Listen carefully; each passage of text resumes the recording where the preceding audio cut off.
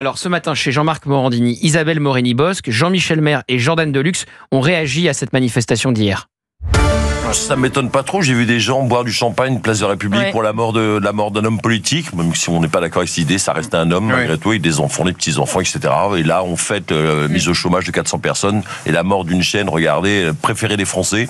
Voilà, ce monde, je crois, il est devenu complètement fou. Et je crois que je suis content d'être vieux parce qu'à un moment, je lâche la rampe parce que je me sens plus très bien. Moi, j'étais d'avis de sortir par l'entrée principale parce que j'étais rentrée par l'entrée principale et que je suis une guerrière. Pas du tout pour les agresser, mais pour dire, écoutez, discutons, c'est pas la peine d'avoir cette attitude. Et pour le coup, moi, j'ai été élevée dans l'optique, vous savez, la phrase de Beaumarchais, je partage pas vos idées, mais je me battrai pour que vous puissiez les exprimer. Moi, j'ai été élevée comme ça. J'ai souffert d'un service public dans l'éducation nationale qui était exclusivement à l'extrême gauche quand j'ai fait mes études. Et je retrouve ça médiatiquement.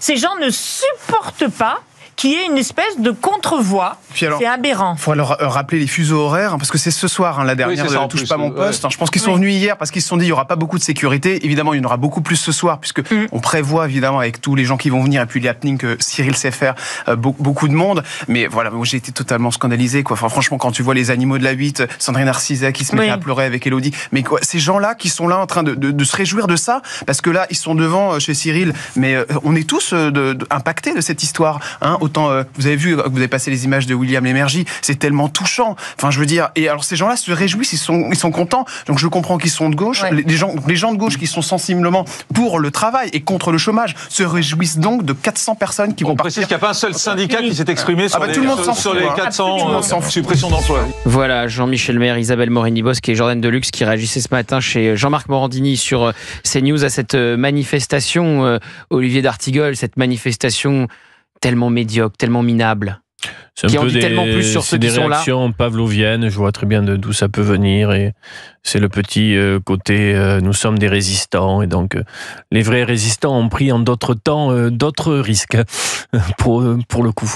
Donc ça ne c'est ni fait ni à faire, une gauche silencieuse sur la question de l'emploi, mais là où ils se trompent très, très sévèrement, c'est sous-estimer le ressentiment dans le monde populaire, dans les classes populaires concernant la fin de C8.